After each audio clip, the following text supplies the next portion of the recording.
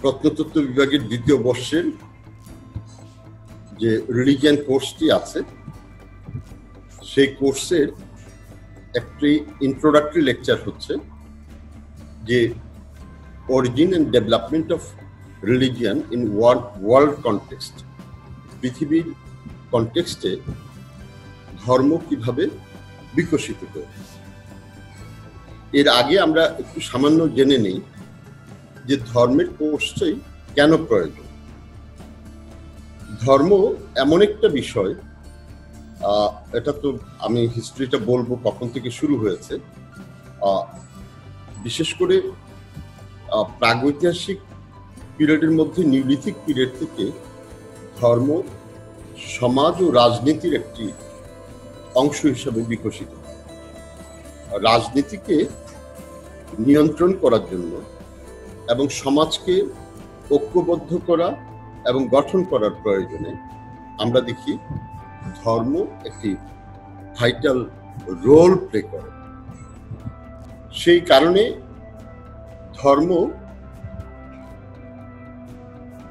পৃথিবীর সকল রাষ্ট্রেরই অর্থনীতিতে, রাজনীতিতে, সমাজ ব্যবস্থায় এবং শিল্পকলায় একটি গুরুত্বপূর্ণ ভূমিকা পালন করে এসেছে। আমরা যারা কালচারাল হিস্ট্রি পড়ি, সংস্কৃতির ইতিহাস পড়ি, তারা বিভিন্ন কোর্সে যেমন স্থাপত্য পড়ি, যেমন ভাস্কর্য পড়ি, চিত্রকলা পড়ি, up to 14th century AD আমরা দেখি যে এই শিল্পে ধর্ম একটা ভাইটাল রোল প্লে করেছে। ফলে সাংস্কৃতিক ইতিহাস পুনর্গঠনে, হেরিটেজ পুনর্গঠনে, একটি দেশের হেরিটেজ পুনর্গঠনে, একটি দেশের সমাজ গঠনে, চিন্তা চেতনাকে কোনো না কোনোভাবে ধর্ম ভূমিকা রেখে পরিবর্তন এবং সংশোধন করেছে। যে কারণে ধর্মের ইতিহাসটা অত্যন্ত জরুরি। আর আমাদের এই কোর্সটি বেসিক্যালি সাউথ এশিয়ান কনটেক্সটে অনলি সাউথ এশিয়ান রিলিজিয়ান কেই পড়ানো হবে। তবে এই বিশ্বে কিভাবে ধর্ম এসছে এবং এই বিশ্বের কিছু কিছু প্রভাব তো আমাদের সাউথ এশিয়াতেও এসছিল, যে কারণে আমরা বিশ্ব প্রেক্ষাপটটায় ধর্মটা কেন শুরু হয়েছে সেটা জানি। এখন ধর্ম কি, এর আসলে প্রপার ডেফিনেশন আমি জানি না বা পাইনি। তবে ধর্ম বেসিক্যালি কোনো একটি এলাকার যে রিচুয়াল আছে, যে বিলিফ আছে, এই বিলিফগুলোর একটি সিনথেসাইজড রূপে অর্গানাইজড হয়ে একটি জীবন ব্যবস্থা পরিচালনা করার জন্য এবং জাগতিক এবং আধ্যাত্মিক মুক্তির পথ দেখানোর জন্য যে নিয়ম, যে ব্যবস্থা প্রবর্তন করেছিল সেটাকে আমরা ধর্ম বলি। ধর্মটা আমরা কেন, মানে কিভাবে দেখবো তার ইভলিউশন? প্রথমত একটা রিচুয়াল তৈরি হয়েছে, তারপরে তার উপরে দেবত্ব আরোপ হচ্ছে এবং এই দেবত্ব বহু দেবতা মিলে সেই রিচুয়ালগুলোতে অংশ নিচ্ছে বা কর্মগুলোতে। আর গ্র্যাজুয়ালি সেই দেবতা সিন থেকে আনসিন হচ্ছে। আবার দেবতার যে সামান্য পাওয়ার ছিল সেই পাওয়ারটা গ্র্যাজুয়ালি একটা সুপার ন্যাচারাল পাওয়ারে পরিণত হচ্ছে এবং ইনভিজিবল পাওয়ার, এবং তার উপস্থিতি সর্বত্র আছে। তিনি সব জানতা, সবকিছু জানেন পৃথিবীর আদি থেকে অন্ত পর্যন্ত, এবং সর্বত্র তিনি উপস্থিত থাকেন। এই যে আধুনিক কনসেপ্ট, এই কনসেপ্টটি আসতে অনেক অনেক সময় লেগেছে। আমাদের এই কোর্সের মাধ্যমে আমরা বুঝতে পারবো যে কিভাবে এই গ্র্যাজুয়াল ডেভেলপমেন্টটা হয়েছে। আমি চলে আসি যে মানুষের বিশ্বাস বা ধর্ম কখন শুরু হয়েছে। আমরা এটাকে প্রমাণ করা যাবে না। সাউথ আফ্রিকার একটি প্রত্নস্থল আছে, এটার ডেটটা হচ্ছে 70,000 থেকে 1 লক্ষ বিসি। এই সাইটটার নাম হচ্ছে বলম্বস কেভ। বলম্বস কেভ। এই কেভে কি আছে? এক ধরনের ইনসাইজ ডিজাইন আছে, আর আর্কিওলজিস্টরা একে ব্যাখ্যা করেছেন যে এই সিম্বলগুলো সাধারণ কোনো সিম্বল নয়, এটা অবশ্যই রিচুয়ালের মধ্যে পড়ে। এবং এই ইনসাইজ ডিজাইনগুলোকে, অঙ্কনগুলোকে তারা আবার অকার্ড কালার ক্লে দিয়ে, মানে গৌরিক মাটি দিয়ে সেটাকে আবার চিত্রায়িত করেছে, যে কারণে আমরা এটাকে ধরে নিই, মানে আর্কিওলজিস্টরা মনে করেন যে এখানেই ধর্মের শুরু। যদি আমরা এটা ধরে নিই তাহলে আমরা বলবো যে 70 থেকে 1 লক্ষ বছর আগে মানুষ প্রথমত ধর্মের সূচনা করেছে। তাহলে এর আগে কেন করেনি? তোমাদেরকে আমি পড়িয়েছি অস্ট্রালোপিথেকাস, হোমো ইরেক্টাস। তোমরা জানো যে তাদের ফিজিক্যাল কন্ডিশন, অস্ট্রালোপিথেকাস এবং হোমো ইরেক্টাসের ফিজিক্যাল কন্ডিশনও যথেষ্ট স্ট্রং না, আধুনিক মানুষের মতো না। আবার মগজের পরিমাণও কম ছিল, ফলে দৈহিক শক্তি আর বুদ্ধিমত্তা কম থাকার কারণে তাদের সমস্ত সময়টাই ব্যয় হয়েছে বেসিক্যালি খাবার জোগাড়ের। আমরা প্রথম হোমো সেপিয়েন্সদের সময়, that is the earliest man is Neanderthal man, around 60-65,000 বছর আগে আমরা দেখি যে এই নিয়ান্ডারথাল ম্যান যখন পৃথিবীতে আবির্ভূত হয়েছে, তখন থেকেই তাদের ক্যাপাবিলিটি বেড়েছে যে শিকার তারা দ্রুত সংগ্রহ করতে পারে, তাদের বুদ্ধিমত্তা যথেষ্ট বৃদ্ধি পেয়েছে। এবং আমরা দেখি যে তাদের বাড়িয়ালগুলোতে, কবরগুলোতে আমরা কিছু বিশ্বাসের জায়গা তৈরি হয়েছে। নিয়ান্ডারথাল বাড়িয়াল, এই বাড়িয়ালে তোমরা জানো যে আমরা পাই যে কবরের মধ্যে লা চ্যাপেল আর্কসেন্ট, এটা ফ্রান্সের নিয়ান্ডারথাল বারিয়াল সাইট, যেখানে আমরা হোমোসেপিয়ান্স বা মিডল প্যালোলিথিক মানুষের হাতিয়ার এই কবরে মানুষের সাথে দেওয়া হয়েছে, এবং তার বুকের উপরে একটি বাইসনের ফ্লেশ সহ মাংস রাখা হয়েছে। এতে আমরা প্রথম বুঝতে পারি যে প্রথমবারের মতো মানুষ কি করছে, যে তারা কোনো না কোনো বিশ্বাসে গেছে, কিন্তু সে অর্থে ধর্ম না, যে মৃত্যুর পরে তার জীবন আছে এবং সেই জীবন থেকে সে আবার মৃত্যুর পরে সে জেগে উঠবে এবং প্রথমত সে খাবে, আর যে ওয়েপেনগুলো দিয়েছে সেই ওয়েপেনগুলোকে সে আবার শিকার করবে এবং নতুন জগতে সে আবার ভালো থাকবে। ফলে মৃত্যুর পরে আবার জীবিত হওয়া, জেগে ওঠা বা পুনর্জন্মবাদের একটি চিন্তা এই হোমোসেপিয়ান্স মানুষের মধ্যে বিকশিত হয়েছে।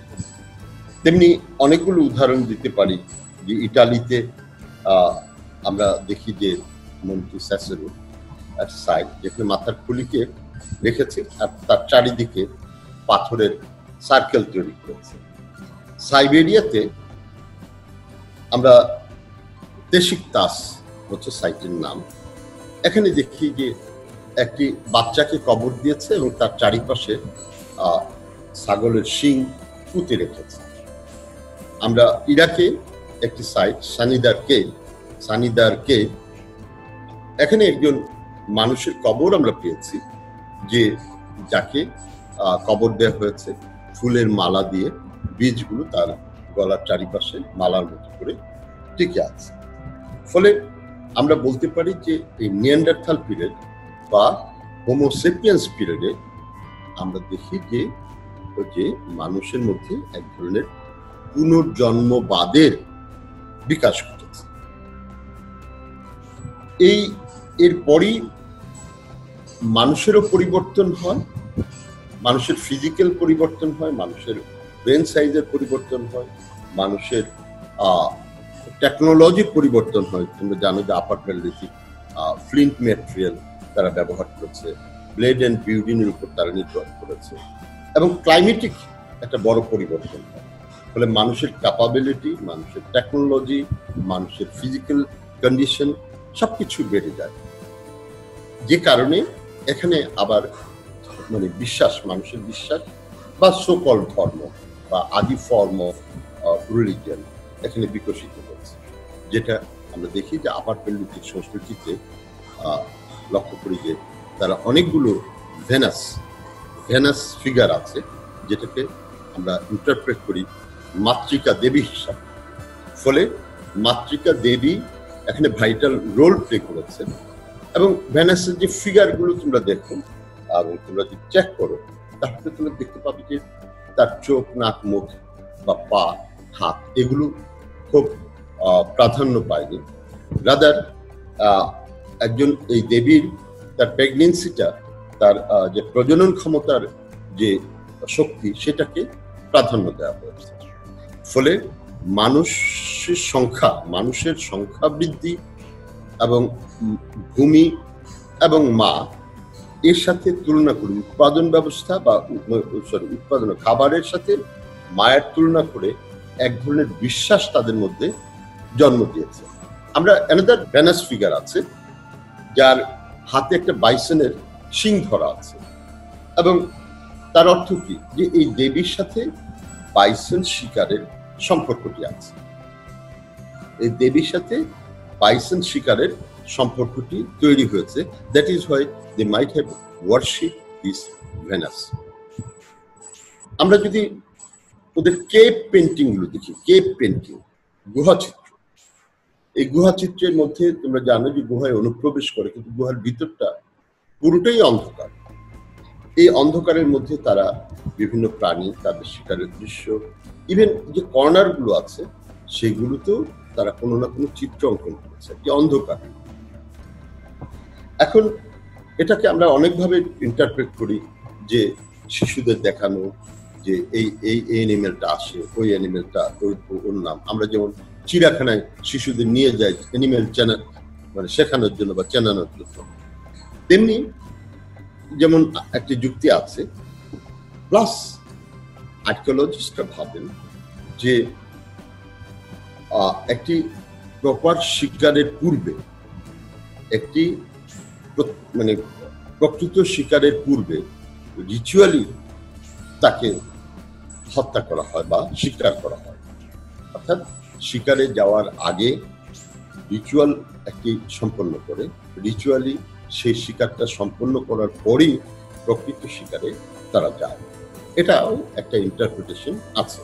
ফলে কেভ পেন্টিংয়েও আমরা দেখি যে মানুষের কতটুকু আস্থা তৈরি হয়েছে, বিশ্বাস তৈরি হয়েছে, এবং সেই বিশ্বাস থেকে তাদের এক ধরনের ভাবনা তৈরি হয়েছে।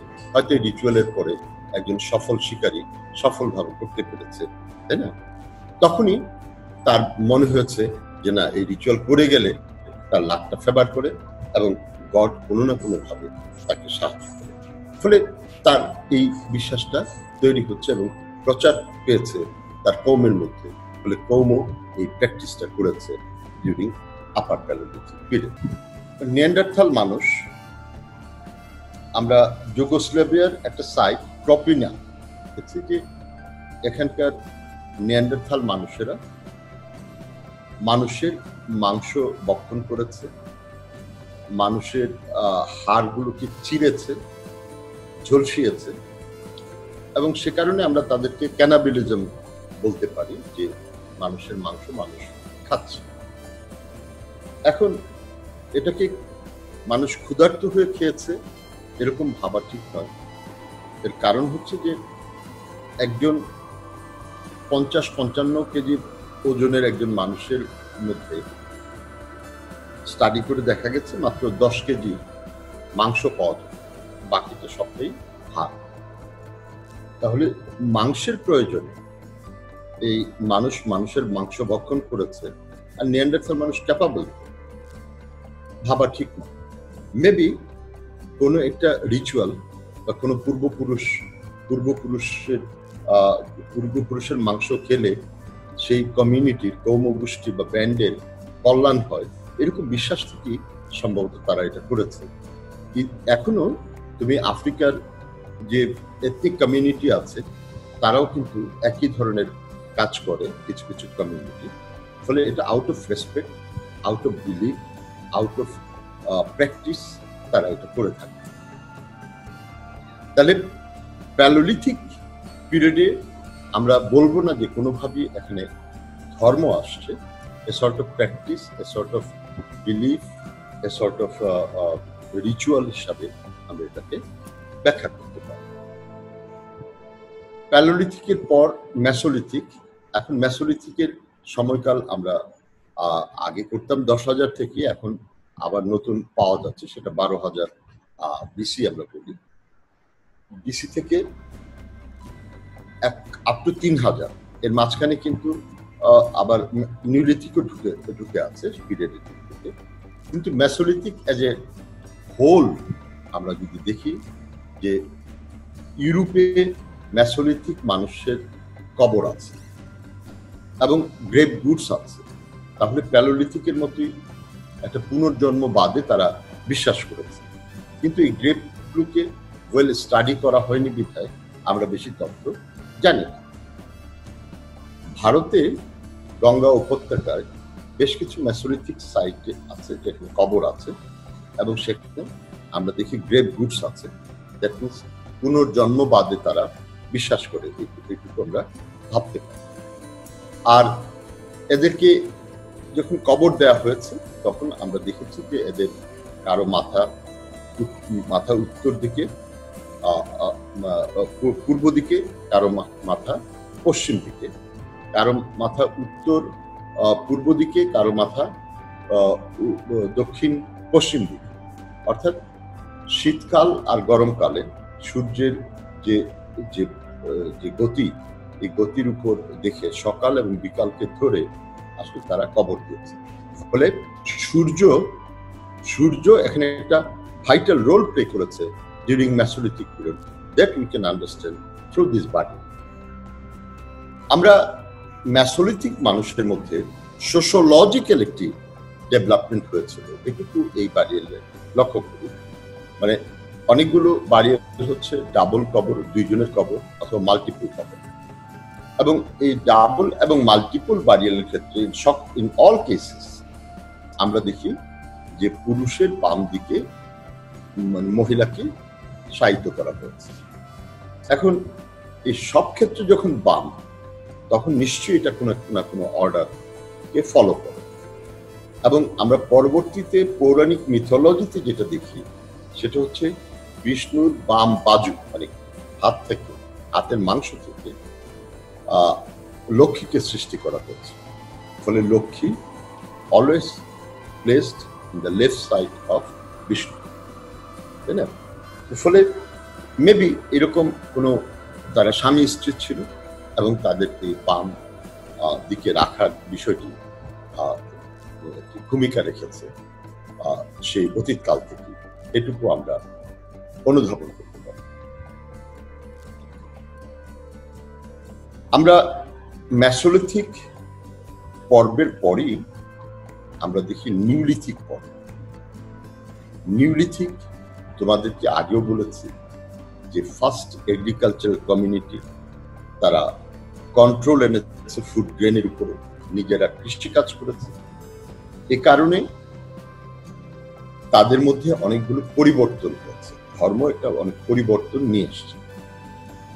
নিওলিথিক সংস্কৃতিতে আমরা দেখি ওয়েস্ট এশিয়াতে, স্পেশালি লিভান্ট অ্যান্ড আনাতোলিয়া রিজনে, এখানে নিওলিথিক, আর্লি নিওলিথিক মানুষেরা যখন মারা যেত, বিশেষ করে হেডম্যান বা ব্যান্ড প্রধান, গোষ্ঠী প্রধান, তার স্কালটা তারা প্লাস্টার করে রেখে দিত, যে প্লাস্টার থেকে ক্রমে সভ্যতার যুগে মমি হয়েছে।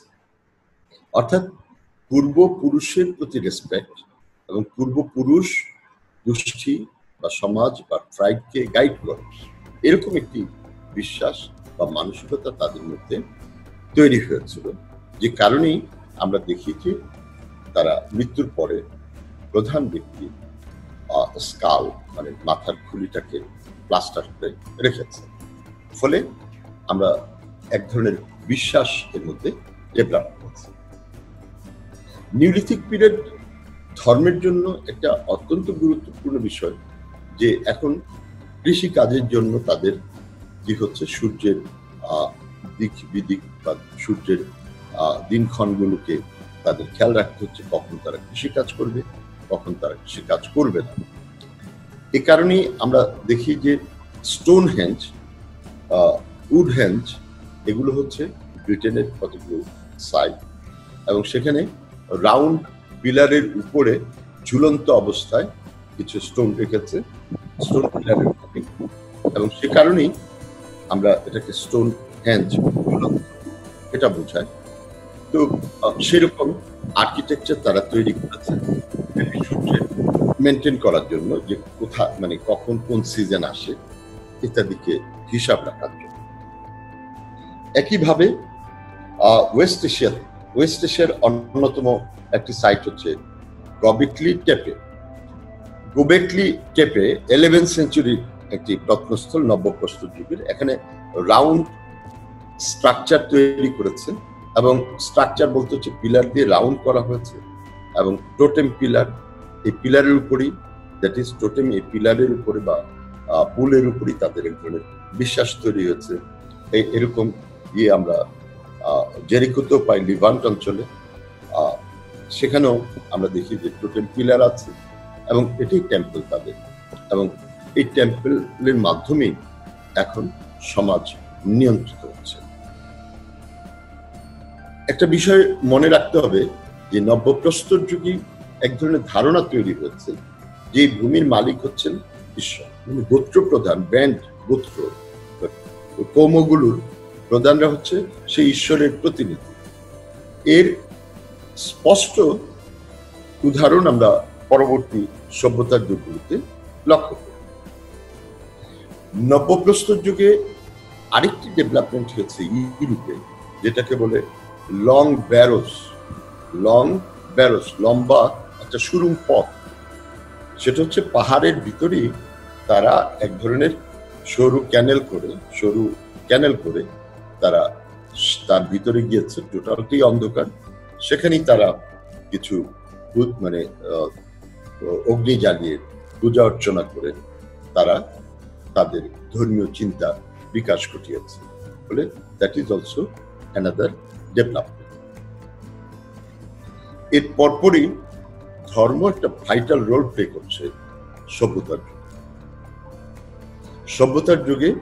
তোমরা যদি মিশরের সভ্যতা, মেসোপটেমিয়া সভ্যতা, সিন্ধু সভ্যতা, এই সভ্যতাগুলো দেখো, এখানে স্পষ্টভাবে রাজনীতি এবং ধর্ম প্যারালাল মুভ করছে, রাজনীতি এবং ধর্ম প্যারালালি মুভ করছে।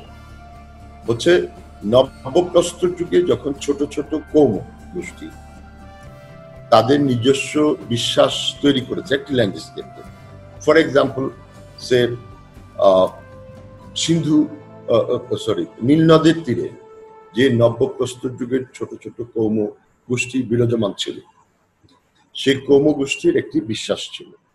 আরেকটি কৌম গোষ্ঠী কাছাকাছি কিন্তু ভিন্ন বিশ্বাস ছিল, আরেকটি কৌম গোষ্ঠী কাছাকাছি তার ভিন্ন বিশ্বাস ছিল। ফলে এই বিশ্বাসগুলো মধ্যে একটি সমন্বয় প্রয়োজন ছিল, এই জন্য যে এই বিশ্বাস থেকে তাদের মধ্যে কতগুলো কনফ্লিক্ট তৈরি হচ্ছে, economic conflict, political conflict, sociological conflict. এর মধ্যে সমন্বয় সাধন করার জন্য আমরা দেখি যে সভ্যতা একটা সেন্ট্রালাইজড ফর্মের রিলিজিয়ান নিয়ে আসছে। এটা আমি বলবো সেমি সেন্ট্রালাইজড। যেমন আমাদের রিলিজিয়ান বা খ্রিস্টান রিলিজিয়ান, এগুলো হচ্ছে সেন্ট্রালাইজড একটা ফর্ম, যে অনেকগুলো দেশের মানুষ এতে বিশ্বাস করে, বিশাল জনগোষ্ঠী আমাদের সেন্ট্রালাইজ ফর্মের মানে সেন্ট্রাল বা ইউনিভার্সাল রিলিজিয়ানের মধ্যে বিশ্বাস করে। কিন্তু মিশরীয় গড শুধু মিশর অঞ্চলে, মেসোপটেমিয়া অঞ্চলের গড আলাদা। এই জন্য আমি বলছি semi regional but A sort of centralised. সেই রিজনের মানুষ তার উপর এক ধরনের আস্থা রাখে। কি করেছে মিশরীয়রা? সূর্যকে রেসপেক্ট করে, ফলে রে বা রা, আমন রে বা রা, যিনি সূর্য দেবতা, তিনি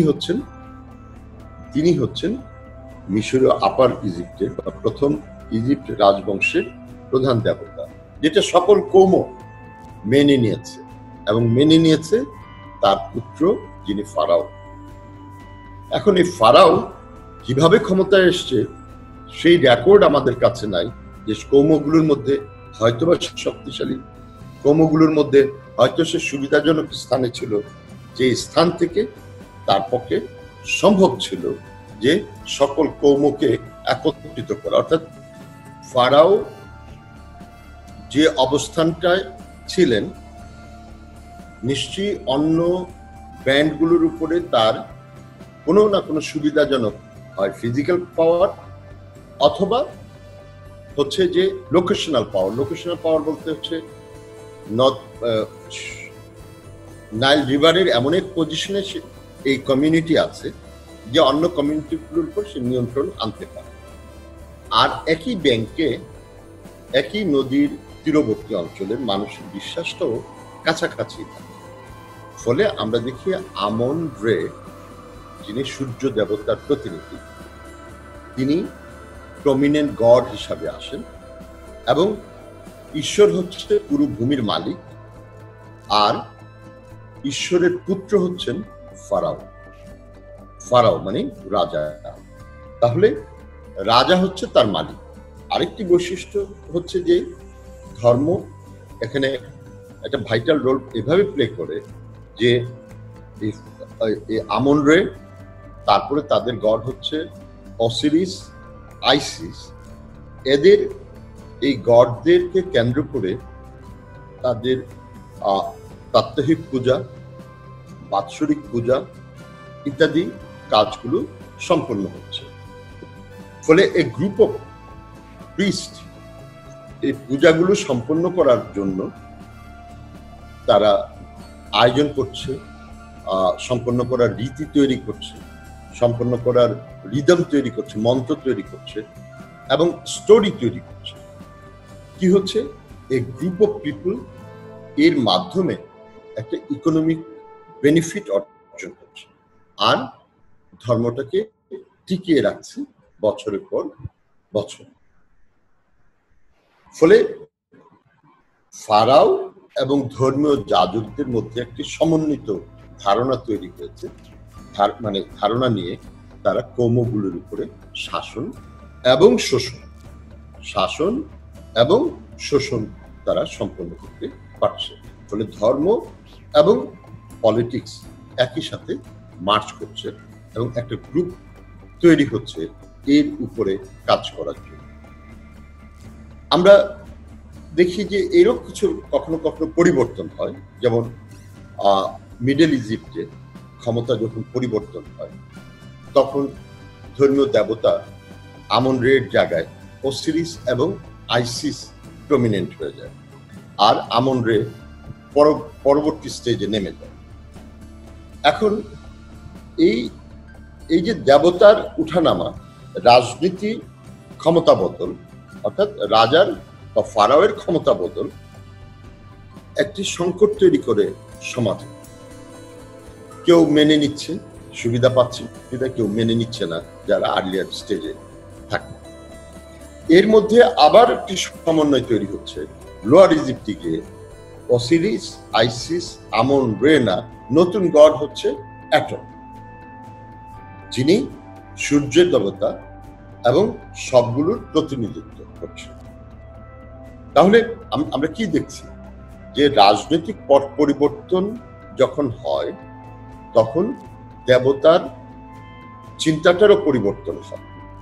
যদি একই থাকে, তাহলে তো ক্ষমতার নিজস্বতা বলে কিছু থাকবে না। একটি এক্সাম্পলে আমি সবসময় বুঝিয়ে থাকি যে ধর্ম আর জাতীয়তাবাদ বা গণতন্ত্র এক জিনিস নয়, কিন্তু ব্রিটিশরা আমাদের যখন জাতীয়তাবাদের আসার পরে, যখন আমাদের মধ্যে ভারত উপমহাদেশের জাতীয়তাবাদের চিন্তা ডেভেলপ করেছিল, তখন প্রথম সঙ্গীত হয়েছিল বন্দে মাতরম। 47-এর আগে পাকিস্তান, বাংলাদেশ সবাই বন্দে মাতরমের মাধ্যমে কিন্তু জাতীয়তা বোধে উদ্বুদ্ধ হয়ে ব্রিটিশ বিরোধী আন্দোলন করেছে।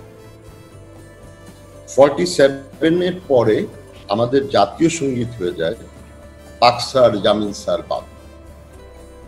71 পরে আমরা একই জাতীয় সঙ্গীত নাই, আমরা আমার সোনার বাংলা, আমি তোমায় ভালোবাসি। ফলে এই যে রাজনৈতিক পরিবর্তনের সাথে জাতীয় সঙ্গীতের পরিবর্তন হয়।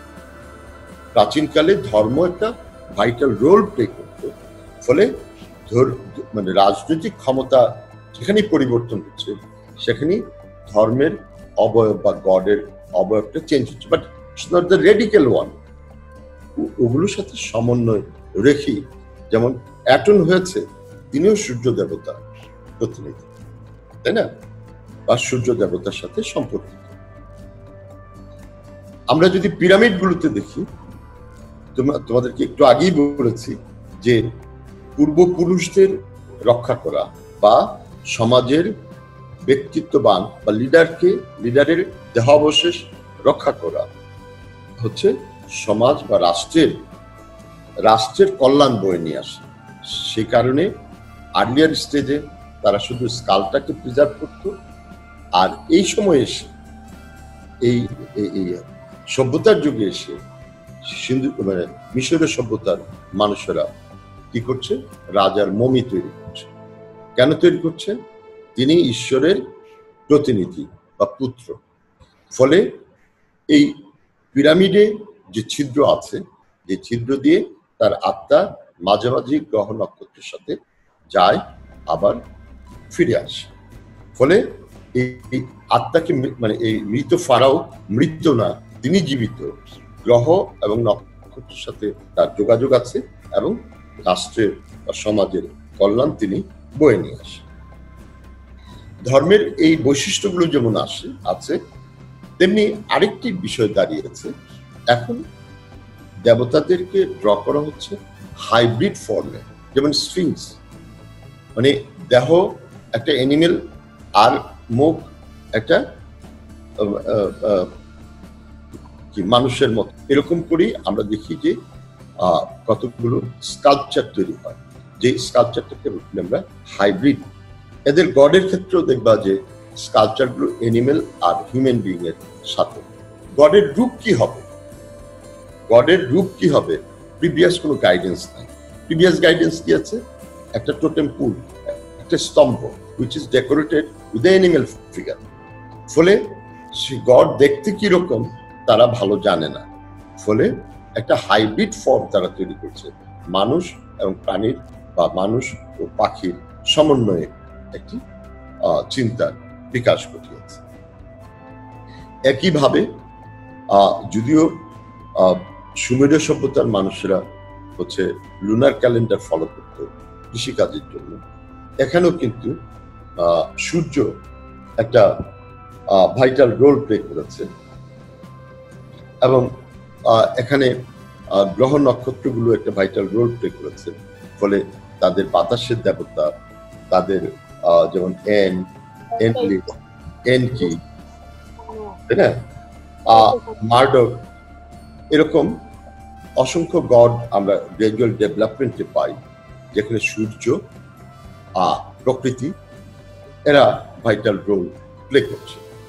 এবং আমরা দেখি যে প্রকৃতি নির্ভর, কৃষি নির্ভর একটি অর্থনীতি সমাজ ব্যবস্থার সাথে মিল রেখে আর্লি ফেজ, দ্যাট ইজ সভ্যতার যুগের সূচনায় আমরা কতগুলো গডের অস্তিত্ব পাই, এবং সেখানে গ্রহ নক্ষত্রগুলি মেনলি ভূমিকা রেখেছে।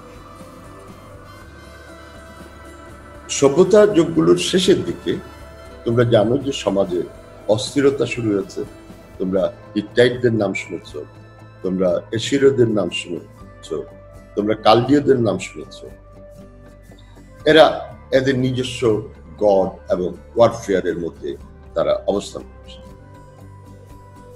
সভ্যতা যুগের শেষের দিকে আমরা প্রথম, এতদিন ছিল বহু দেবতা বহুত্ববাদ, প্রথম একশ্বরবাদের সন্ধান পাই হিব্রু সভ্যতা।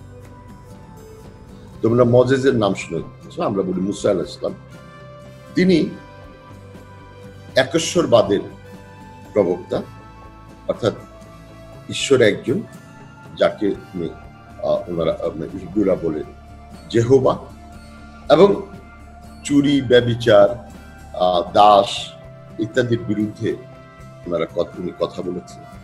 এবং হিব্রুদের ইতিহাস যদি তোমরা দেখো, এখানে ইব্রাহিম আলাইহিস সালাম, ঈসা আলাইহিস সালাম, মুসা আলাইহিস সালাম, দাউদ আলাইহিস সালাম, মিকা আলাইহিস সালাম, এরা ছিল তাদের লিডার। আর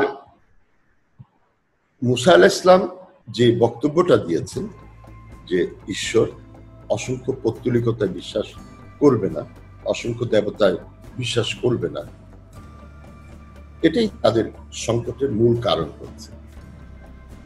2000-এর পরে যেহেতু তোমরা বিভিন্ন ক্লাসেই শুনেছ যে প্রকৃতি বিরূপ হওয়ার কারণে কৃষি কমে যায় এবং টোটাল ওয়েস্ট এশিয়ার মধ্যে একটা আনরেস্ট তৈরি হয়। এখানে পৌত্তলিকতা মানে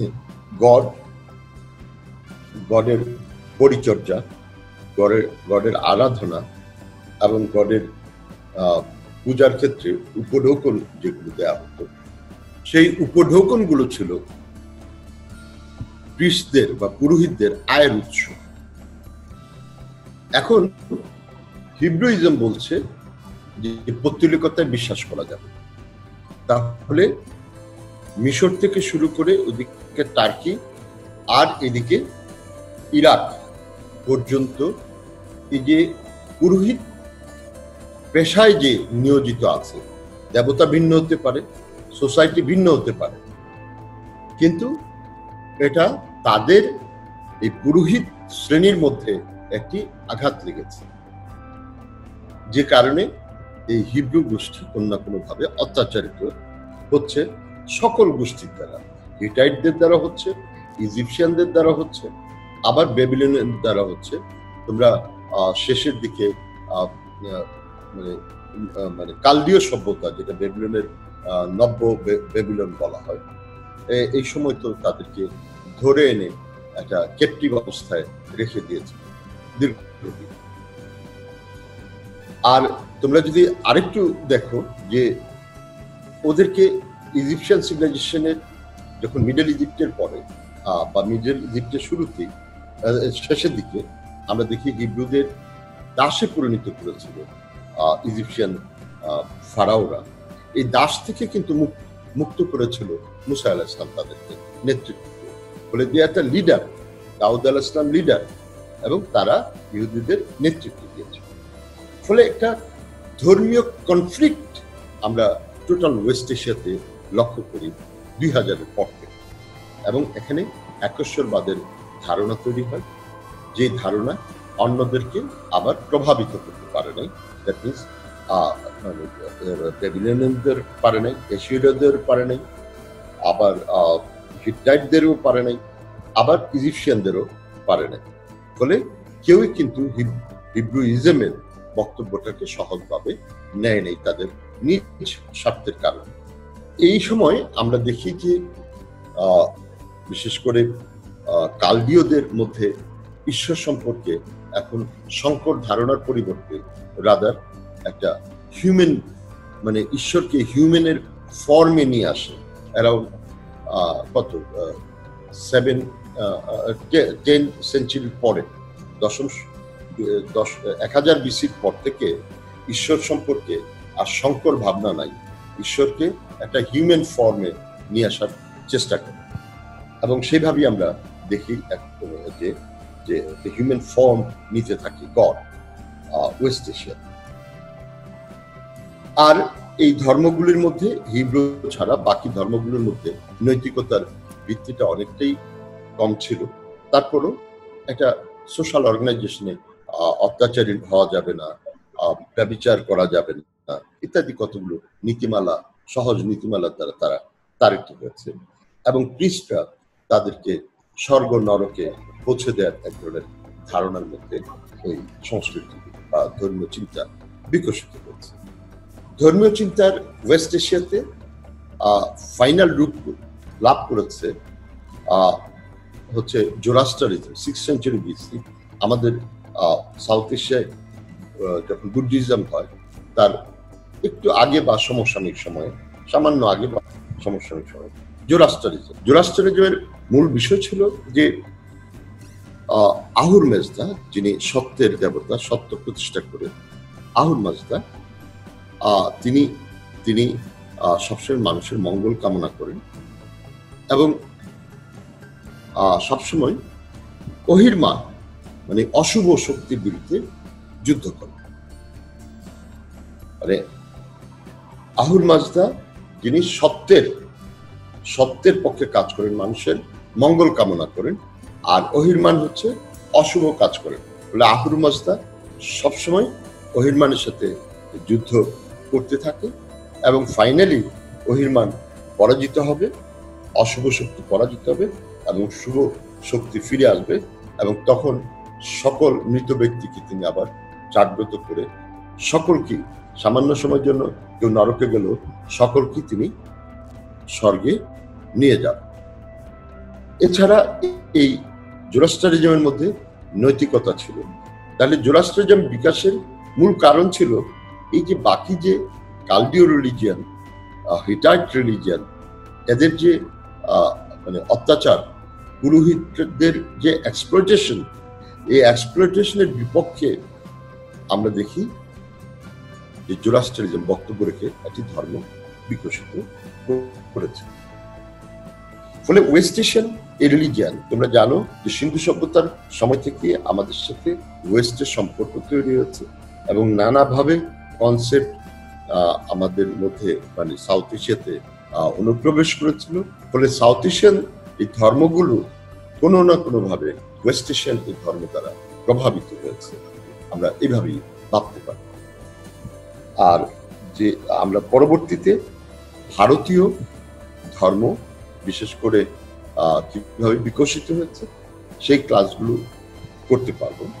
কিন্তু বিশ্ব প্রেক্ষাপটে এই যে ধর্ম, রাজনীতি, অর্থনীতি, ক্ষমতার পরিবর্তনে এই ধারণাগুলো যদি থাকে তাহলে ভারতীয় ধর্মটাকে সহজে অনুধাবন করা যায়। আমরা পরবর্তী ক্লাসগুলোতে আমরা এই বিষয়ে আলাপ করব। ধন্যবাদ তোমাদের সকলকে আমাকে এতক্ষণ শোনার জন্য।